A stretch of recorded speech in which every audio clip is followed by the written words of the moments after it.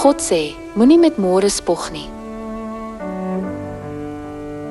Julle moet nie die evangelie werk tot môre uitstel nie.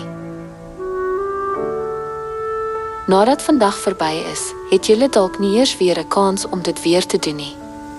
Dit is hoekom vandag belangrik is en julle moet getrou wees aan vandag se werk. Net soos wanneer wolke in die weste opkom, mense gereed maak vir die reën om nie nat te word nie, maak mense voorbereidings wanneer hulle tekens sien.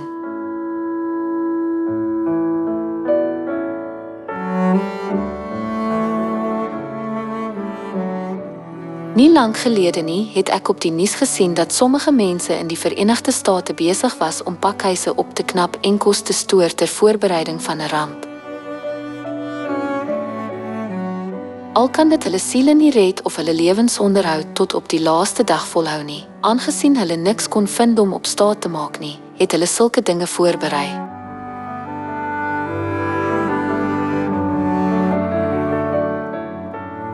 Kom ons sê vir hulle, kom gou na Sion, want God wat die ewige lewe gee, is daar.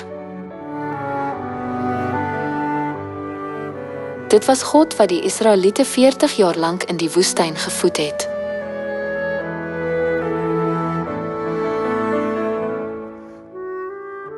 Die mense wat hierdie feit vergeet het, is vernietig deur hul eie gedagtes te volg. Moet asseblief nie God se genade vergeet nie. Julle moet vashou aan God wat julle seën, julle die ewige lewe gee en alles voorsien.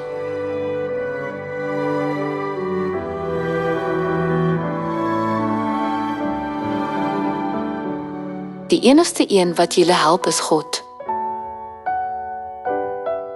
God sê, bly waak. Wees gereed.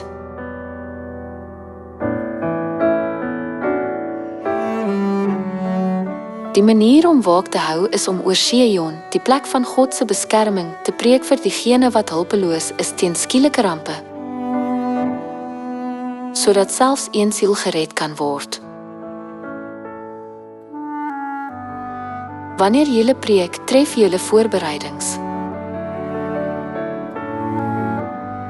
Julle was bestem vir die straf van deel, maar Vader het julle toegelaat om vir ewig in die pragtige koninkryk van die hemel te lewe. Dink asseblief na oor hoe julle Vader kan terugbetaal. Wat God die meeste behaag, is om sterwende siele tot bekering te lei en sy geliefde kinders te vind. As julle ywerig soek, kan julle selfs vandag al die hemelse familielede vind. As julle egter uitstel en sê, indien nie vandag nie, dan môre, sal julle hulle dalk nooit vind nie, selfs nadat duisende jare verby is. Dit is beter om God se woord in die praktyk te bring sodra julle dit besef. Eerder as om dwaas te wees, skatte vir julleself bymekaar te maak en nie ryk te wees teenoor God nie, moet julle jul pogings opgaar vir die evangelie in die hemel.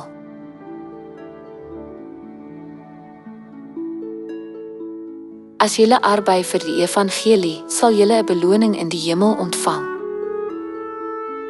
As julle vandag leef vir die evangelie wat God behaag, sal baie seëninge in die hemel opgegaar word.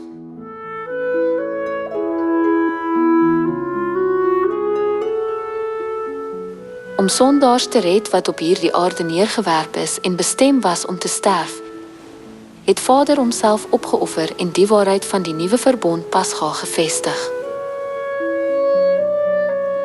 Wanneer u God se genade besef deur homself aan die kruis te offer en sy kinders toe te laat om te lewe deur bloot die Paasfeesbrood en wyn te eet, word u ywerig vir die evangelie en dink u, wat kan ek doen om Vader te behaag?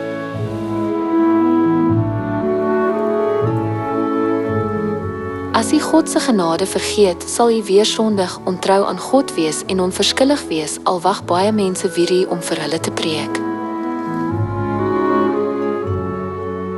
Prediking is nie iets groots nie. Prediking is om die vraag te vra, is u ons hemelse familielid wat geskei is?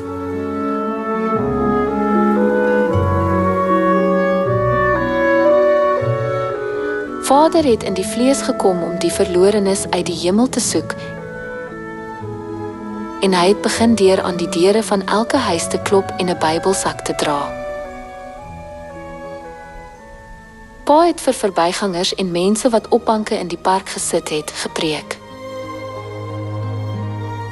Toe hy gaan werk het, het hy 'n voorbeeld van prediking gestel deur beide geestelik en fisies liefde te gee.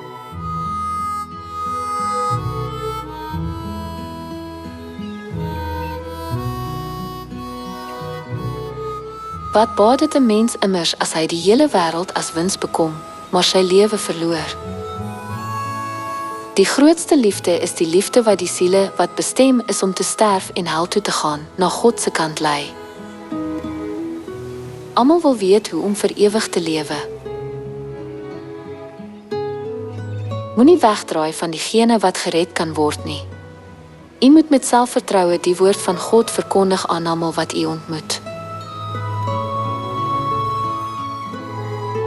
Al wat u hoef te doen is om die brood van die lewe te neem, wat Vader duidelik in die Bybel opgeteken het, en dit aan ander te gee. In hierdie wêreld waar rampe hoogtyd vier, laat ons die mense wat swaar kry kragtig sê om na Sion te kom om die brood van die ewige lewe te eet en vir hulle te preek oor die Pasga, die manier om rampe te ontsnap. Ek hoop u sal baie siele na God se kant lei sodat u name so sterre in die lig sal skyn.